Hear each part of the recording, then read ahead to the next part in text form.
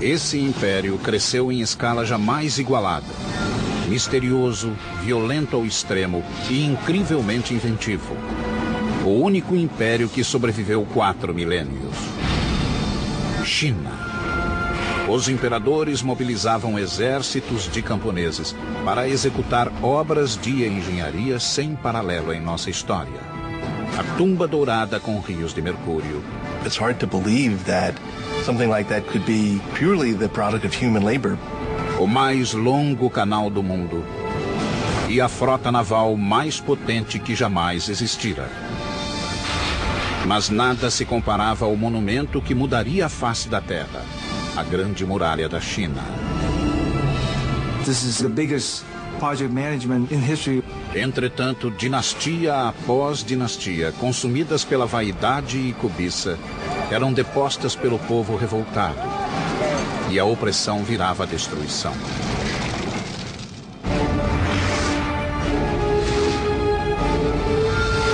Construindo um império. China.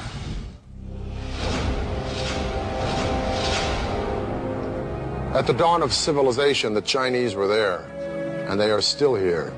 Hello, I'm Peter Weller. When the Egyptians were building their pyramids, the Chinese already had sumptuous palaces for their kings.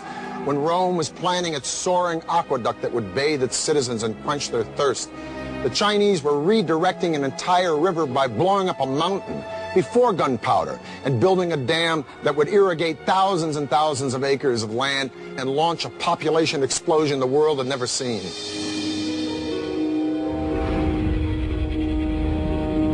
Há 4 milênios, a civilização chinesa cresceu e espalhou-se por vasta área, 1/3 maior que a dos Estados Unidos. Mas durante séculos a China viveu um caos. Os reinos separados lutavam pelo poder supremo. Guerras e conflitos devastavam o território. China was, as we think of it today, more or less, was made up of a number of states, all of which were fighting with one another for supremacy. The period was called the Warring States. No século III a.C., um reino emergiu como o mais poderoso e o mais impiedoso. Uma província, lar de pessoas hostis e belicosas. Eram ambiciosos, fechados e determinados a conquistar e a unir os 7 reinos. Eram chamados de Qin. Eles unificaram o vasto território, criando um império como o mundo jamais vira até então. O reino Qin prosperou em uma região fértil e plana, com acesso a rotas comerciais, como a famosa Rota da Seda, que o ligava aos mais longínquos recantos do mundo. Com o tempo, os Qin desenvolveram 2 vantagens militares sobre os rivais. Aprendendo de nômades e bárbaros, eles se aperfeiçoaram na equitação. Ao mesmo tempo, criaram nova estratégia de guerra. Até então, as batalhas eram disputadas por pequenos grupos de nobres em carruagens. Mas a recente descoberta do metal forjado levou à produção em massa de armas e ao surgimento de um novo tipo de guerreiro, o infante, o soldado a pé.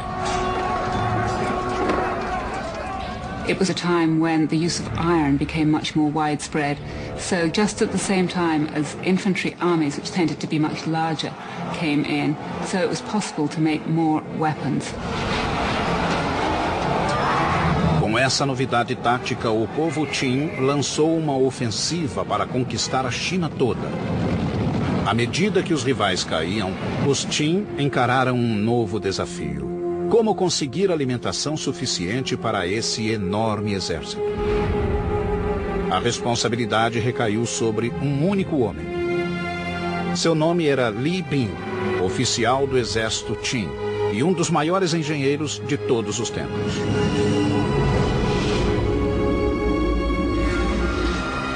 Sob suas ordens, os chineses construíram uma obra-prima da engenharia. Havia séculos que o rio Min atormentava o povo chinês, provocando secas de inverno e inundações de verão. Agora, Li Bin estava resolvido a domar as águas revoltas. O plano era construir uma barragem que criasse um novo curso de água, um canal que controlasse as inundações e fornecesse água suficiente para a necessária produção de alimentos.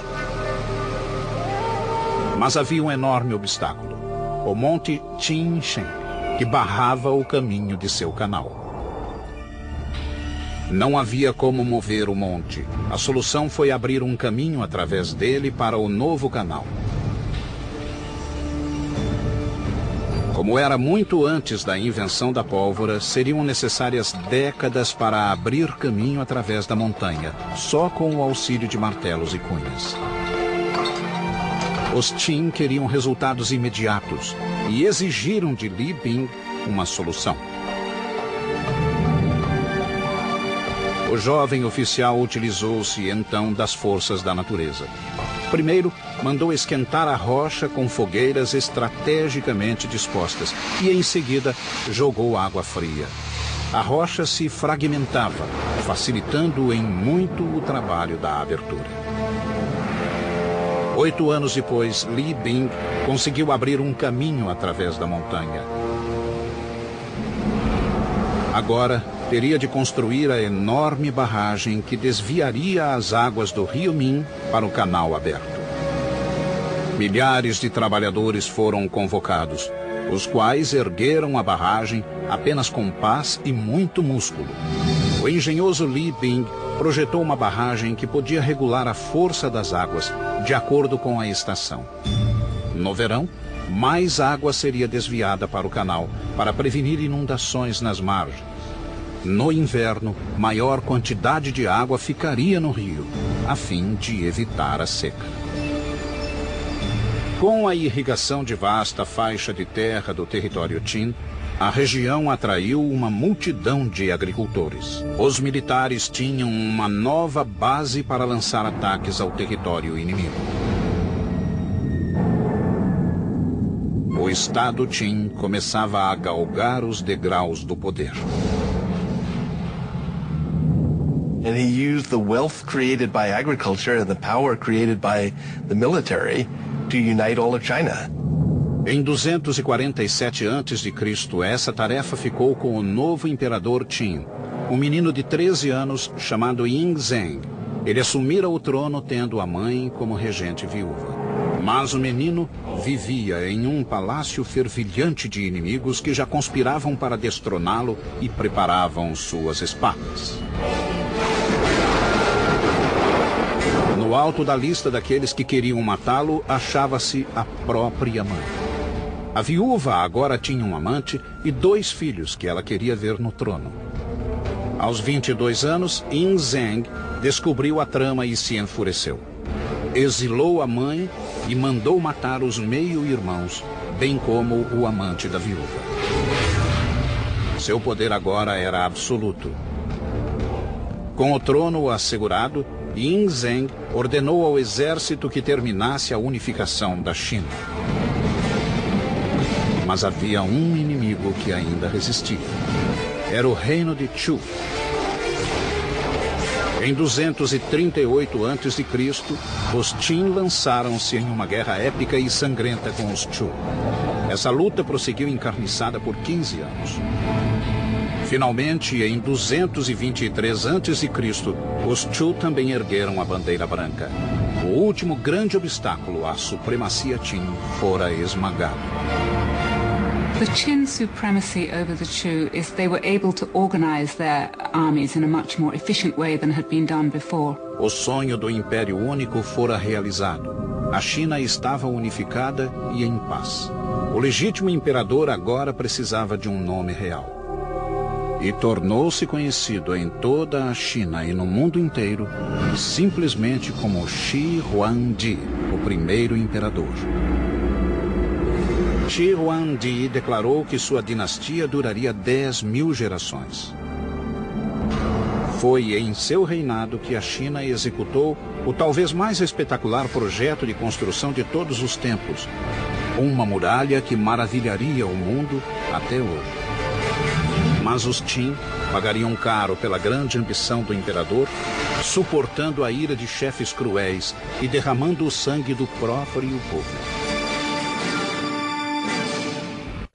220 a.C.